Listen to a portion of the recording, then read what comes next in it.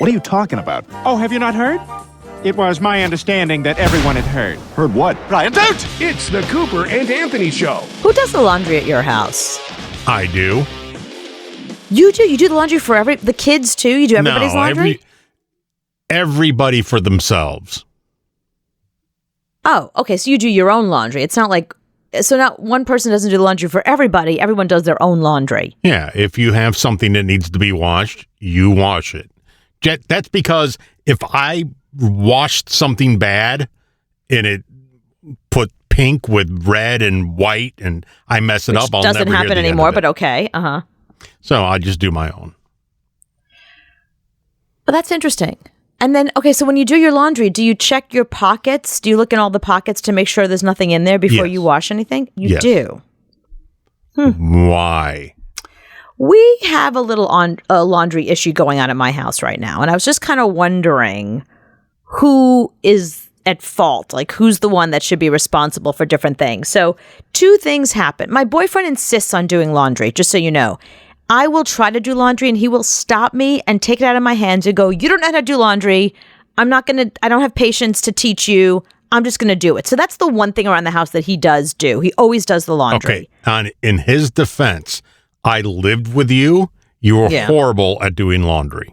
It's a good point. You would ruin the laundry detergent before it even got to the laundromat. That's true. I would mix it with other stuff. But no, but do you remember that we went to the laundry room where we were living, and because the washing machines and the dryers looked so much alike, do you remember I put my dirty laundry in the dryer and put in the detergent and didn't know that it was a dryer? Well, see, and this right here is the reason why he does that, because everything that you do is drama.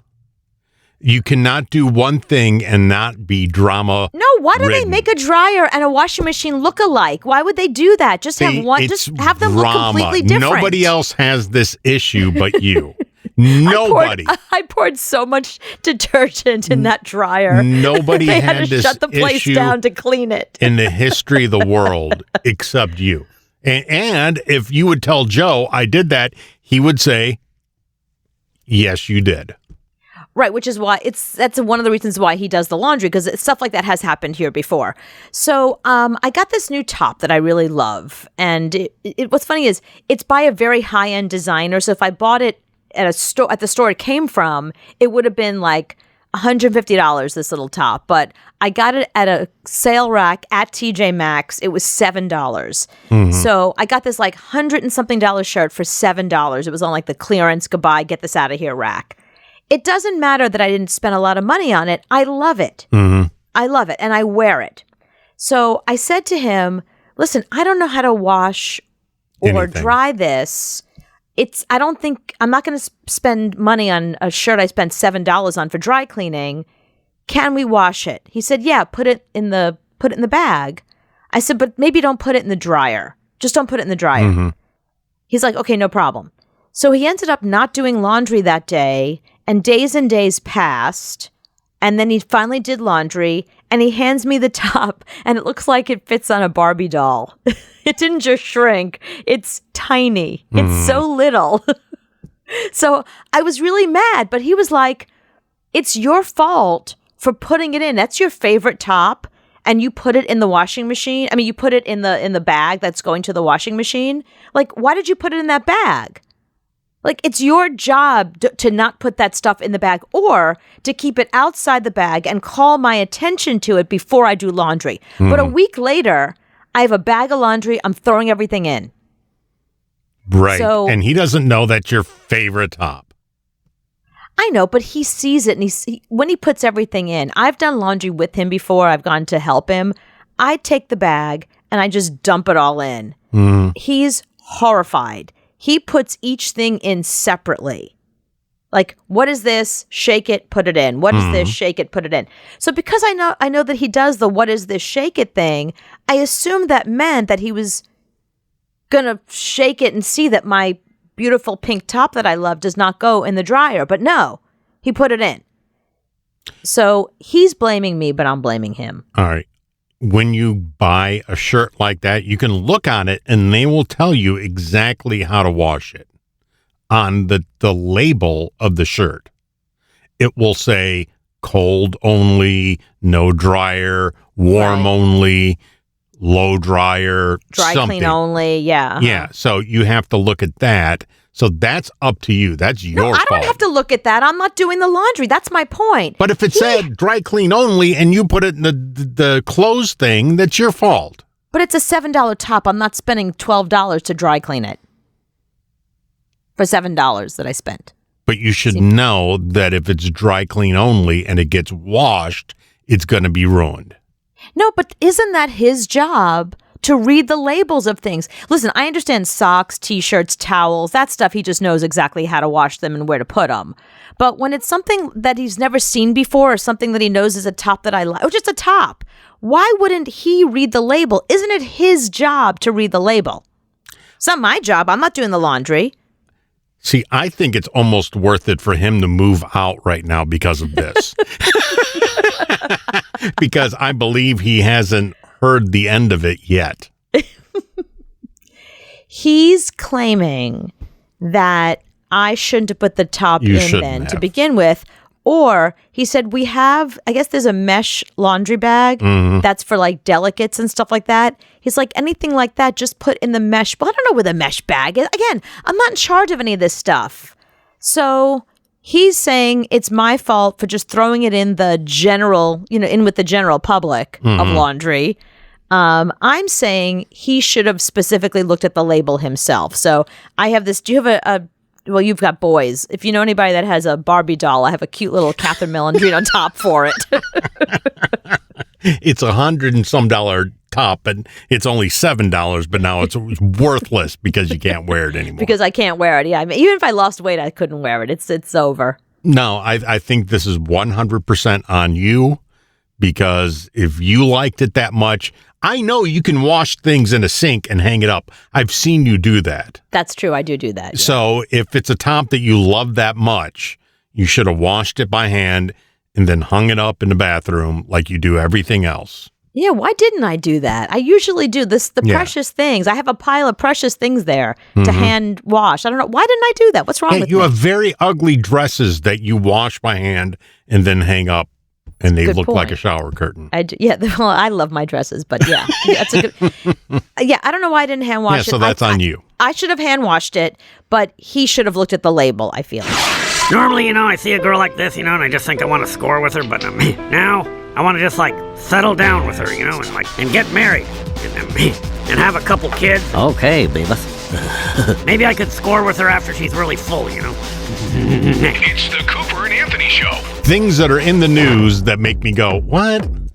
What's wrong with people? Okay. So a guy went to go buy Texas Pete hot sauce. He then buys... I don't know what that is. Is that like very, very hot sauce? No, it's just like regular hot sauce.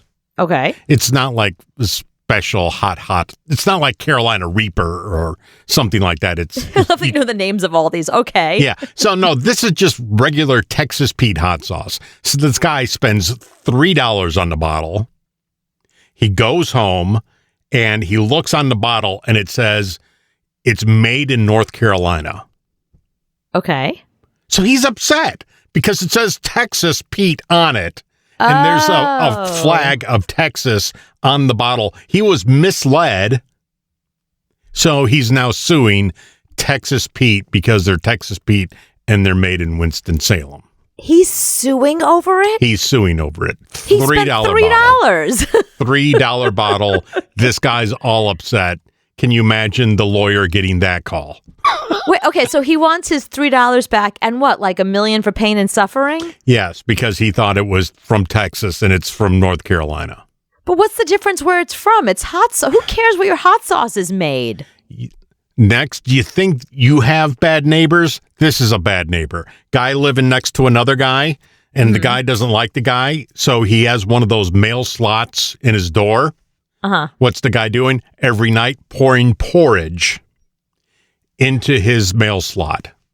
Well, first of all, who has was he a bear? Where's he a porridge from? This is England, so they have porridge, I guess. Oh, okay. I understand. Okay, that makes more sense now. Because I was like, where's he live door to Goldilocks? This has been going on for 3 weeks.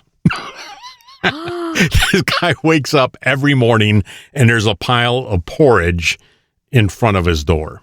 Is that assault? I mean, not salt, but is that like assault? Like, can you call the cops on somebody? Yeah, it's a lot of salt, and I think why couldn't you? You just got to prove it. You got to get a Ring doorbell, I think, to figure out. I would just put a bowl underneath and be like, free breakfast, kids, breakfast. Breakfast is served. The new iPhone 14. Now, when you get into a car accident, it calls 911. Yes. Kind of like your Apple Watch. We've been seeing a lot of stories about this, yeah. So, people are excited about that. That's a good thing. You get into a car crash, it calls 911. Mm-hmm. Bad thing is, it's been going crazy lately in Ohio. Kings Island on the roller coasters. Oh my God. Wait, so it's calling 911 when people are on roller coasters? It's calling 911. If you don't say, do not call within 20 seconds, it calls 911. Wait, so everyone's on the roller coaster yelling, woo, do not call! So in 20 seconds, the stupid phone calls 911 because you're on the roller coaster. And it thinks you're having a crash. And it thinks you're dying, yes. So my God. That's the new thing now. Okay, I was going to get a 14 now, maybe not. Not that I go on roller coasters, but there's a reason to not get it. Yeah, I don't think you're going to ever have an issue with that. There's a new vending machine in Glasgow, Scotland. You know where that is? Yeah, of course. I've been there. Oh, you've been there. Well, there's a new vending machine that makes pizzas. I've read about that. I read that this was going to be a thing, and it actually exists. I can't believe it's in Scotland. Like, Scotland's looking for pizza? Okay. Yeah. So the guy, a dude walked up and said, ooh, pizza, $9. Put $9 in. I guess you got to do the bzzz and take the dollar out and make sure it's flat. And you put the $9 in. 3 minutes later, the pizza comes out. Okay. And he's all excited. He opens it up. You know why it comes out in 3 minutes? They don't cook it. It's an uncooked pizza inside. Get out. It's raw pizza. So you're supposed to take it home and cook it yourself? I guess. But they don't say that. They say fresh, hot pizza in 3 minutes. Fresh, hot pizza if you take this home and cook it in your oven at home. Yeah, he said he took it home, cooked it, wasn't half bad. But, okay, so he could have just gone to the store, or he could have just gone to a pizza place. Yeah, because pizza at the pizza place is like $9. Right. Just get a whole pie. And they'll make it for you, and it will be warm. It's Scotland. They don't know what good pizza tastes like anyway. As far as they were concerned, that was pizza. Worst daycare ever. Mississippi woman was fired because she was chasing the kids around in a scream mask. And the owner at Little Blessing said that right now she is talking to her lawyer for her own legal protection. But she did tell me that she made the decision to fire 4 of her employees linked to those videos you've seen blowing up on the internet after she found out what had happened. The people that did those acts are no longer with me. They were fired, and I wasn't here at the time, and I wasn't aware that they were doing that, and I don't condone that, and I never have. Yeah, this was a horrifying story. I actually talked about this in my news over the weekend. You know how I work as a news anchor? Mm-hmm. This made our news here in New York. It was such a big story. If you listen to the audio from it, it's toddlers. And she's going after them, and they're screaming, and they're like traumatized over this. Yeah, they're never going to be able to walk outside ever again. No, yeah, these are little kids. That was horrible. There was like 4 of them there. They all got fired. But scream mask? That's scary enough. Yeah, that is scary enough on its own. And now, without further ado, It's the Cooper and Anthony Show. She doesn't even go here. This or that extremely difficult edition. What you like more? How about that? Okay. What I Summer like better. or winter? Summer or winter? Yeah. Oh, definitely winter. You know me. I'm a cold weather person. I have the You're windows warm. open all winter long. I like it nice and cold. Yeah, no, you're in the minority. That's 60% said summer, 40% People are insane. winter. They're insane. Summer. I know what you're going to pick here. Harry Potter or Lord of the Rings? Oh, definitely Harry Potter. And nobody's going to pick Lord of the Rings. No. It's all Lord of the horrible. Rings, I feel like Lord of the Rings I was really into when I was in high school, and then I grew up. You know what I mean? It was And now good. it's all about Harry Potter. It was good the first time you saw it, but you're not going back and watching it again. Exactly. Whereas I can watch Harry Potter over and over. You can watch it a million times. Vanilla or chocolate? It depends. Ice cream? Yes, ice cream. Sorry. Vanilla ice cream or chocolate ice cream? Definitely vanilla ice cream. You're going to say vanilla? Yeah, I love French vanilla especially. Oh, so good. 54% said vanilla. Wow, I'm in the majority there. That's interesting. Facebook or Instagram? Oh, well, definitely Instagram. I haven't been on Facebook in years. 77% said Instagram. Yeah, of course. It's way better. KFC or McDonald's? You don't like either, but if you had to choose one, which one are you going to choose? I would probably choose McDonald's because the fries are so good. Yeah, 75% said McDonald's. Yeah. Finding Nemo or Shrek? Oh, definitely Shrek. You picking Shrek over Nemo? It has Donkey and it's a love story. I know, but it's got Dory and Nemo. Ugh, Nemo is okay. In my opinion, because you're asking me this, once you see Nemo once, you can't keep watching it. It's boring. Shrek you can watch over and over because those characters are so much more interesting and it's funny. I laugh every time. Shrek is way better than Finding Nemo. Iron Man or Spider-Man? Oh, fuck. Yeah, if you 'cause would have you're said Marvel Iron Man now. or Superman, that'd be easy. But I'm a huge Marvel fan. You got to pick one. I can't. You have to. I can't. I love them You both got to pick equally. one. If you have to deal with refuse. one. It is like asking me which dog I love more. Iron Man or Spider-Man? Nope, cannot do it. I can't. I won't. I refuse. I refuse to give into this bullshit. They are both amazing. I'm going to say Iron Man, and 63% said Spider-Man. Iron Man. Well, because I love Tom Holland. Walk in the park or walk on the beach? Definitely the beach. You're going beach? Yeah. 56% Park has too many said- people. Well, because you walk in the park more. Yeah, I walk in the park more. There's too many people, and there's no ocean there. Yeah, see, Feels like a punishment. 56 said beach. Manicure or pedicure? Oh, definitely manicure. Nobody's touching my fucking toes. Get your hands off my toes. Really? Yeah, 66% said manicure. I get manicures all the time. I've had pedicures maybe twice in my life. I will never do it again. I do not like them touching my feet. It doesn't feel good? No, don't touch my feet. Really? Coffee or tea? Well, who do you think you're talking to? I drink 1 million cups of coffee a day. I tolerate tea. Once in a while I have tea, but definitely coffee. Liquid soap or bar soap? Okay, that's another little issue we're having here back at the house. Because he is a liquid soap guy.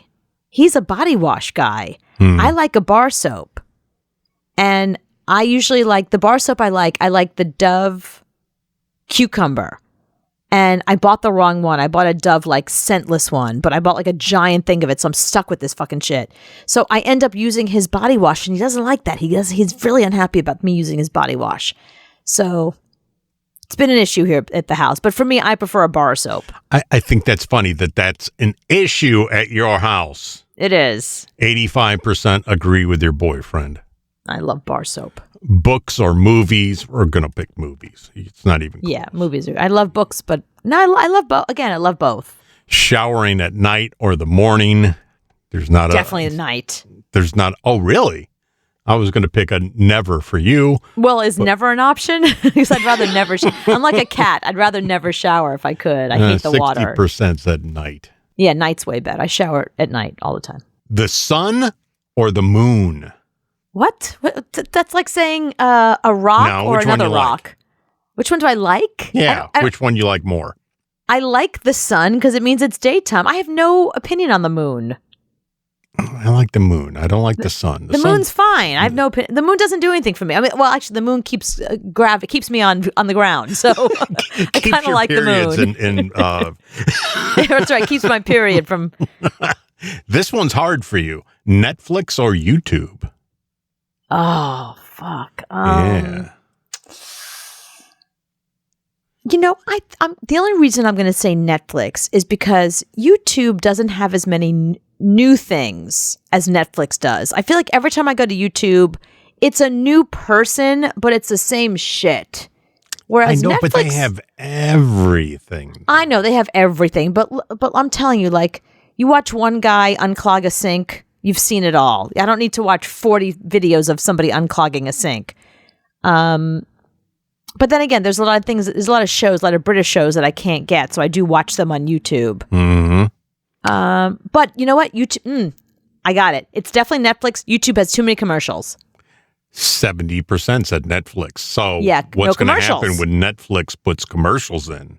I'm not gonna fuck them. I'm done with them. Shopping in store or online? Definitely online. Online. Oof.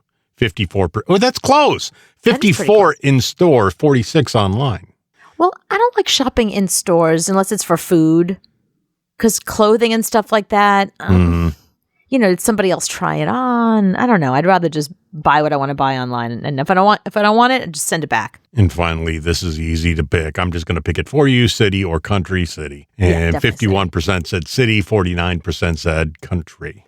I don't like the country. It's not like there's some people that can tolerate both. They're fine with both. I truly do not like the country. Every time I get stuck going to the country, it's too quiet. I don't feel safe. At any moment, I feel like anybody could I'm always worried about a home invasion. I never worry about a home invasion in the city. You live in New York City. Where there's no home invasions. You live in New York City, and you would I feel rather be safe there here. than South Carolina with cows. I feel so much safer here. If I went to your house for a week, if you and your family were gone for the week, even if you were there, I feel so much safer in my apartment building in New York City than I do in any house I've ever stayed in anywhere in this country ever. That's crazy because I can leave my door unlocked. You can't. Why would you want to leave your door unlocked? I could if I had to. But why would you want to? But see, that's what I'm saying. So you're vulnerable there. Anybody can come by with a gun. Nobody's coming by. Anybody can come by and set your house on fire. There's no one around. It is so much more dangerous where you are than where I am. Mr. Pot Smoker guy downstairs could leave his pot smoking and burn the whole place down. I don't have that here. He can't do that because it's cement. If he burns anything, he's only burning his apartment, not mine. It's a cement. There's cement walls here. Mm-hmm. No, I believe country is more better, but you're going to say city. No, I do not like the country has bugs. Right. Yeah, but city has mice and rats. Yeah, but okay, the difference is the mice and the rats are in the subway and they don't bother me. The bugs are everywhere. And your walls. You The can't bugs hear are, it. but they're not in my house. Whereas I go to your house, there's bugs everywhere. There's spider crawling across the bed and things flying in and out of the door. Right. No, thank you. No, thank you. Let's go. Just so you know, it's not that common. It doesn't happen to every guy, and it is a big deal. I knew it! It's the Cooper and Anthony Show. Our guest tonight is an incredibly prolific, Oscar-nominated screenwriter, best known for Toy Story, Garfield, Daddy Day Camp, Evan Almighty. He's written dozens of screenplays, and put it this way, anything you've ever laughed at, he probably wrote it. Please welcome Alec Sokolow to the show. Hey! Hi there. Thank you for having me. And I apologize to all the parents who've been held hostage by Garfield. Oh, Garfield for years, 1 and 2, drove me insane. I'll jump in by telling you that, actually, I like Garfield. There's a lot of funny stories in my head. But when my rep at the time called my then writing partner and I, the first thing he said is, Garfield, don't say no. Because we were really we were kind of moving down the talking animal food chain. Mm-hmm. Like Mr. Ed, and we've done like a dog one, and then we did Speedy Gonzalez, so like the cat one. So we were so done with like that kind of stuff at the moment, but it turned out to be a good piece of business. So. Oh yeah, juggernaut. I was going to say, actually, my favorite thing is that every time you look up anything about Daddy Daycare, like if you get on any reviews or any kind of like threads on Reddit or whatever, the first thing that comes up is #child vomiting. That's so funny. And just for the record, though, I did not write Daddy Daycare. I did the very, very high-minded Daddy Day Camp that did not have Eddie Murphy, but had Cuba Gooding Jr. Oh, that's what I meant. Daddy Day Camp. It's my bad. No, Daddy Day Camp. Yeah. But I will tell you, it's the only movie that I have my name on that I've never seen. So I don't know if it's good or bad. I assume it's bad. You never saw it? No. How is that possible? I was going through a period of self-loathing and just like really didn't like the direction of a lot of where my energy was going. And so that was the example of something that at the moment I was just like, nah, I just can't. Like, I can't. I need to be able to look myself in the mirror. I hate to, that sounds so snobby, but like, it was truly, I had working with Joel, my former writing partner, we worked together for 25 years and we probably wrote 75 to 80 scripts in one form or another together. And there was just so much writing. So at a certain point, there was just such a disconnect from the product, like the finished movie, because like our work would be done a year or sometimes 2 years before the movie would come out. Mm-hmm. So on to other things, you know? Wait, so take me back a second. So have you always been interested in writing? Were you like a kid writing stuff? Like, what was the first thing you wrote? How did you discover that you're a good writer? You know what? It's a good question. I grew up on the Upper West Side, right? Jewish, kind of communist grandparents. So like my choices in life were like I get moved to Moscow or join the Writers Guild, right? Like I didn't really have like a lot of like leeway in that. But my folks both worked in the entertainment industry and in the arts. And so I grew up in a household where I got to be the fly on the wall and just see a lot of people who they would say that person wrote this and that person wrote that. And then, and so there was no there was no mystery to like the people. And I always loved movies and I didn't really kind of put it together until I got into college and realized that I really didn't like taking tests and anything I could do with writing seemed to be easier. And easy is not the right word, but it was just easier. And so I just gravitated towards that and kind of got out of college completely clueless, but knew I wanted to write movies and just knew, or I wanted to write big Hollywood movies and took about a decade for it to really happen. But that was a decade of working towards it. But I mean, again, like this is a true story in college. I once wrote one term paper and handed it into 3 classes.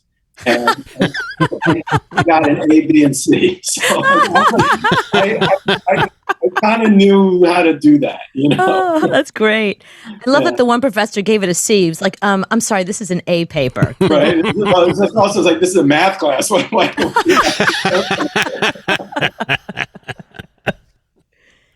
So Toy Story, I mean, how iconic. Yeah, right. How does that come about for you? All right. Well, I can write you a novel about that.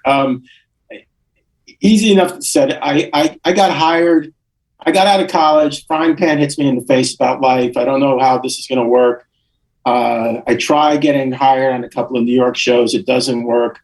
One of the shows was the Letterman show. A producer left there and started another show out in LA. That was kind of a precursor to what the Daily Show was going to be, like a fake news show. And he remembered my submission and said, if you fly out here, I'll meet with you. And I had a different writing partner at the time. We flew out there. We got hired.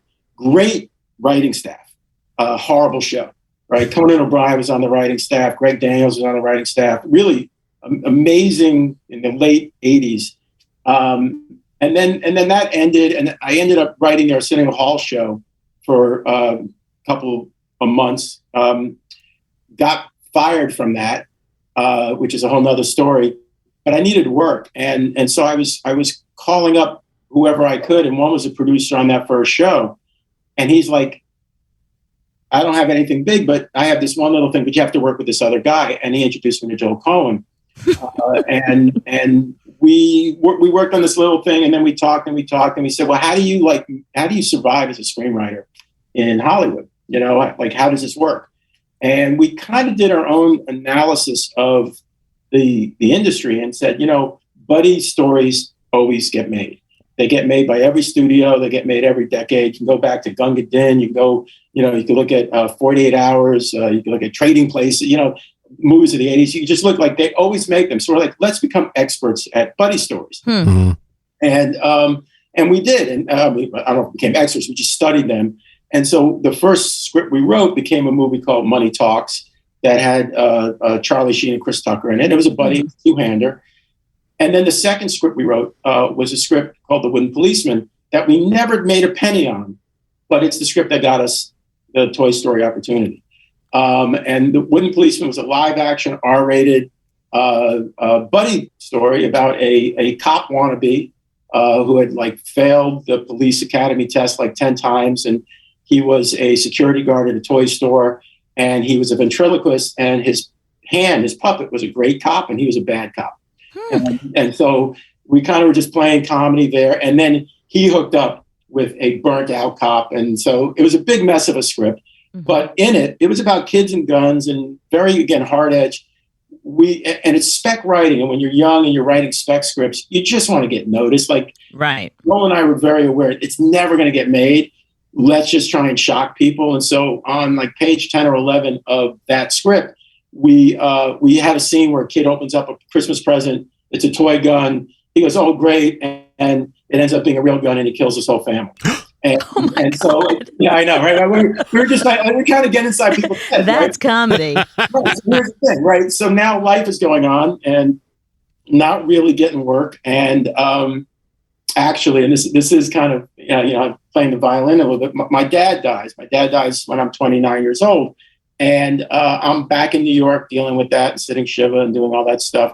And Joel's out in LA. And 5 days afterwards, he's just like, "Hey, remember that thing?" And I couldn't remember because I was dealing with personal stuff. He's like, "You know, Disney, they got this thing. There's this company up in San Francisco.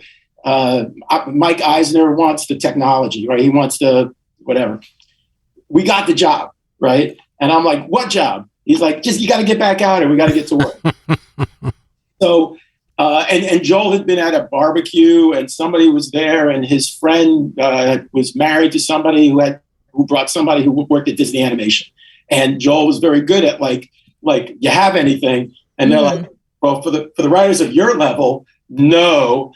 But what we do have is there's this little pet project, and we're looking for writers and 2 toys, 1 boy." And we're like, "Well, we're buddy guys, right?" So Joel gives him our scripts, and it was The Wooden Policeman that Disney and Pixar read that got us the meeting. It was that scene. It was that scene, that stupid scene. So from our point of view, we go to work on that. And they did not really have, I mean, the reason why Disney brought us in was because Pixar at that time had never done long form. And I think even throughout the years have always kind of brought on, or a lot of times brought on outside writers to do the first drafts. It's not their forte. So, you know, we kind of went to work with them. And, you know, weirdly and sadly, Joel's dad also died when we were writing the first draft, which I always think might have informed a little bit of the rawness. But that first draft was, we were told by the executives at Disney and Jeff Katzenberg, "You're not writing a kids thing. You're not writing a kid like an animation thing. You're writing an R-rated, but like you're writing The Wooden Policeman. They're grown-ups." And so that first draft, there was cursing, there was violence, there was, you know, we actually, and this predates Forrest Gump, but we had a montage of that one Woody doll that he came off a TV show and originally was a ventriloquist doll, like The Wooden Policeman. And his kid grew up and was going to appear on the Ed Sullivan Show. And it was the night the Beatles were on. So he got bumped and he got drunk and he left Woody in the back of the cab. And then the cab driver brought him home and gave him to his kid. And his kid loved him. And then his guy got older and brought him to Woodstock and left Woody in a mud bog. And then he got scooped up again and somebody else got him and then left him on the floor of Studio 54. Like we wrote this into this first draft. The floor of Studio 54. Right? You know, and conversely, when Buzz realizes he's actually just a toy, we have him stick his finger in a light socket. He tries to kill himself, right? No, it was dark. It was dark. And, we handed in, and on a Friday and on Sunday, we're getting a call from the executives. This is great. This is great. We're changing everything. But thank you, because now we understand something, right? That was our experience of how we came on, and we wrote the first 7 drafts, and they were a bit of an education. It was very collaborative with the Pixar guys and with the Disney team, but it was a bit of an education because we were the buddy experts, right? We were the ones coming in saying, everybody go home and watch Midnight Run, and then the next meeting, let's all talk about why it worked. And kind of start to see that in buddy movies, there's this algorithm of trust and power, kind of like rom-coms. And so we just kind of funkered through it and grinded through it. What happens in screenwriting, which you don't know until you're in that game, is the closer the script gets to what the people want, the less you're valued as a human being or as part of the process. And yet, if you only really survive if you're the first writer, right? The name on the movie and all that stuff. So we got fired about 7 drafts in. They brought in Joss Whedon. He didn't really change things structurally. He added a lot of character and a lot of humor, and they lightened it up a lot. Then the 4 Pixar guys threw their names on it because animation isn't governed by the Writers Guild, and they can do whatever they want. So, I didn't know that. Yeah. So there was no arbitrary arbitration process. So that's how Toy Story kind of worked for me. Wow. Pixar has their own other story. I will say this. I finished my work, and it doesn't come out for another 2 years. And that's 2 years of suffering, of just doors slammed in your face and calls not being returned. At one point, there was an agent that was working with Joel and me, working at ICM, which doesn't exist anymore. And we went in the building for another reason. We said, hey, let's go say hi to her. And we go to her office, and her nameplate had been taken off, and the color on the door was shaded different. And she just left and never told us, and so all of this stuff happens. Again, I'll tell you just on the personal level, about 4 months before Toy Story came out, my wife at the time was pregnant at the time, and we had $11 in the bank, and it was a Friday, and we didn't have money to eat for the weekend, so it wasn't really fun. It's one of those things where it sounds romantic after the fact, but it really was hanging over the edge and thinking, what the hell's going on? And all the people that cared about me were when are you going to give this up and go to law school? Because it's wow. And then Toy Story happens, because I'm a writer, I won't miss certain details. There was a miscarriage a week before Toy Story came out. So again, a lot of tragedy, but then this amazing thing happens, right? It comes out, and it's my first credited movie, Joel and mine, and it doesn't just come out, it explodes. It changes the world. Right. Yeah, and I'll tell you that the Disney people weren't expecting that, because they ran out of Buzz Lightyears that year, right? Think about it. Their business is selling toys, and they didn't have enough, right? Wow. And then, which was really nice because it's nice, the script got so noticed, and everybody was the animation's great, but the script is great. And so it was, then we go on that ride, and then we get nominated, and then you get handed the keys to the candy shop. And so is that what happens afterwards? So once Toy Story is big and you're attached to it, are you suddenly everyone's darling, everybody wants you, right? 100%. 100%. And here's all, for people that don't know, here's all you need to know about Hollywood. Gifts start showing up. Doorbell rings, and you open up the door. And there was a direct correlation between the size of the gift and how much somebody had fucked me over. So, it was a little like a card. It was we're good, right? And it was something where I couldn't see the person. It was somebody that treated me really badly. Right? Oh, that's great! I love that. And then on the other side, I get a phone call once and it's like, hold for Michael Eisner. And I'm thinking it's like a joke, but it's Michael Eisner is calling to congratulate me and say thank you. And all I'm thinking of, this call is costing me money. Like, you're calling, not paying me, right? Joel and I each, and no violins on this, but we each made like about $100,000 for Toy Story. That's it. Like, we did not participate in any of that. That's ridiculous. I mean, when you think about how many, at this point, I mean, all these years later, I would say It's like a $10 billion franchise. I was going to say, how many billions is it worth at this point? Yeah, and if we were in France, the drop morale would kick in, but animation has its own rules. We actually had, and this is like some inside baseball, but live action films, there's a credit arbitration process that the Writers Guild of America adjudicates. They bring in 3 anonymous writers, they read all the stuff, they say, these are the people that wrote the movie, because there's a lot of writers on most movies. Animation doesn't have that. Animation's not part of the Writers Guild, and feature animation especially. And so what we actually had is we were brought into a lawyer's office at Disney, Joel and I, a windowless office where the lawyer's like, here's the credits. And technically you can argue it, but it's going to get bloody. I'll leave you be for 5 minutes, right? And he leaves, and Joel and I are looking at each other like, what are we going to do? This is like bullshit. And Joel was like, look, those assholes are going back to San Francisco, and Joss knows he didn't write this thing, and everybody will know it's us. So, and they're not giving us any more money. It's not like we're fighting for any financial gain. So let's just accept it and go on our merry way. And it really worked out because, yeah, after Toy Story, it was like, I'm not going to say it was like a dream, but it was truly like a different game, a different reality, you know? So what's the next thing you do after Toy Story? What's your next project? Well, oh God, I will tell you this. You know, both Joel and I, we had this moment during that whole experience where we were like, what do we want out of this?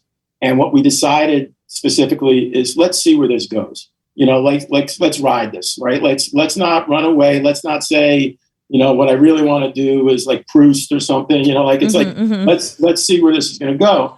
And so we did it. And I'm not going to be able to remember the next produce one, but we had these experiences where it's like we would get a call from our agent, who, by the way, actually contracts showed up. I want to now sign you with CAA, as opposed to like, I'm representing you in quotes. Right. And the call was like, go see this woman at Universal. Well, what's the meeting about? She just wants to meet you. Right. We walk into a meeting and we walk out with 2 jobs. Right. Like we walk out where she's just like, and one of them was rewriting Tom Stopper. Right. Wow. Right. Where it was just like, at that time, the animated version of Cats, which was never made, was supposed to be made at Amlimation, and Richard LaGravenese wrote on it, Tom Stopper wrote. They brought in all these heavy hitters. Then Spielberg leaves, and Amlimation, which was his animation company, kind of disappears. So it's a zombie thing, and this is the last project, and they give it to us. And so we read Tom Stopper's script and are like, what, they just want us to like lose 100 IQ points. Right. Exactly. Like why, but and so it just became like a thing where we were writing 4, maybe 5 screenplays a year for about 17 years, Jesus. like for hire, Right. Different forms of business and stuff. And then so slowly, for me, it took a big toll psychically and spiritually. And hence I didn't see Daddy Day Camp, because I had just grown so cynical about the whole thing. And what I would say is, like, Hollywood, when you're a screenwriter, you're kind of a necessary evil. Like, not really, movies are a director's medium. Television's a writer's medium. But you're needed, but your work is done when everybody else's work starts. Mm-hmm. So, and in a way, when the directors come on or the actors come on, you're more of an impediment to them owning the material, because you know where the material actually comes from. Like Buzz and Woody were characters that Joel and I made up. To Infinity and Beyond was a line we wrote. And yet that doesn't fit into like the Disney, the Pixar mythology. And So by just kind of de-Stalinizing it's just easier. And then one of the weird paradoxes of screenwriting is that when you get fired and you're the first writer, but they are spending more money on another writer, that's good news. You know, they're still committed to making the thing, to your script, that you may actually have ownership of some kind on. So is Joss Whedon taking credit for things that you wrote? I don't think it works that way. And he's never crossed that line as far as I'm concerned. Okay. But what is true is that, like, it is, it's sausage making. And there's a lot of, it's a weird industry. Writers are the only people that work on a movie that aren't guaranteed to have their name in the credits. You know, if you work in craft services, your name's in the credits. Right, that's true. Your name's in the credits. But if you write on a movie, there's no apparatus that cleanly says, well, this person also did writing. So it's a real cannibalistic kind of writers eating writers to claw and get that thing. And so writers like Joss, who I'm not really friendly with, but he's well trained and he knows. And so he's done well for himself before the Me Too stuff, you know?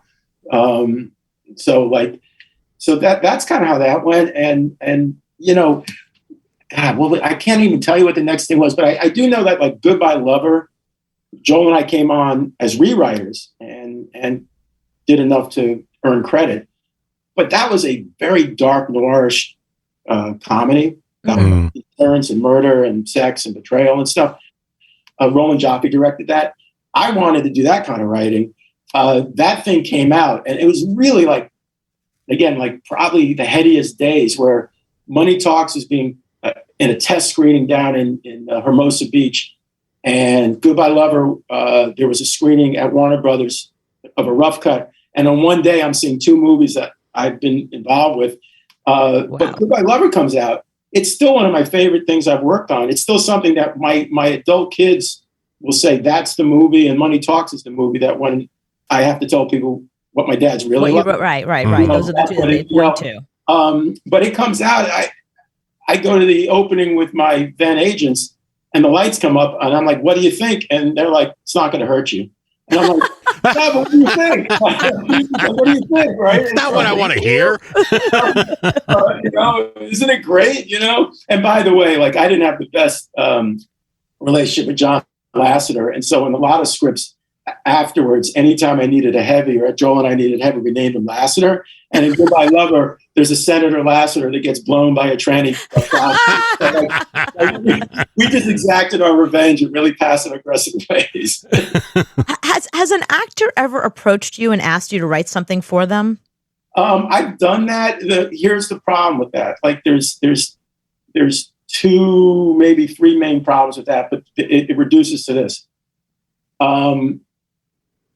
Actors get those deals that can finance production based on the studio or the financier's desire to have them be in things. And when actors start developing material that they're not going to guarantee to be in, the studios don't really have an interest. And so you kind of learn as a writer, it's kind of more vanity pet projects when you do that.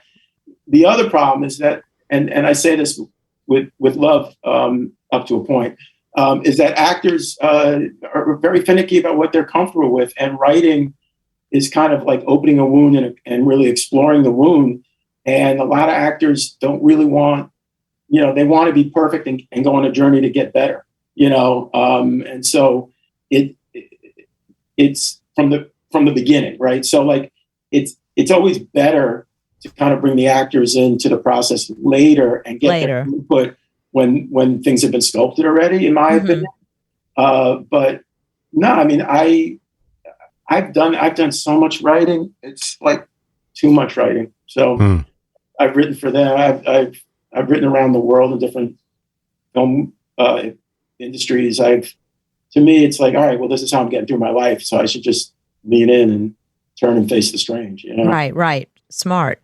So what's next? Well, again, I'm on like a 3-year lag, right? So there's an animated movie that I think is coming out next year. Joel and I wrote this thing in 2004, and we sold it 3 times. Wow. We got it back twice, and then the third time a Belgian animation company bought it, and they're making it. They changed the name of it because it was called Q. Mm-hmm. And because of QAnon, they're like, I was going to say, there's a good reason to change that name. Yeah. But it was a whacked out Don Quixote set in Central Park, starring a deluded theater puppet who had never been out of the little puppet theater, who goes on a ill-gotten quest to save his Dulcinea, who's been taken to be used as a prop in the Shakespeare Theater, in the Delacour Theater, in Much Ado About Nothing. And he goes on the journey with a lost teddy bear that's a comfort item. And so it was kind of our masterpiece, the buddy thing, but it was really about like dreams and anxieties, and a character that had only lived in his imagination versus a character that's been out in the world, and their power switches at a certain point, whatever.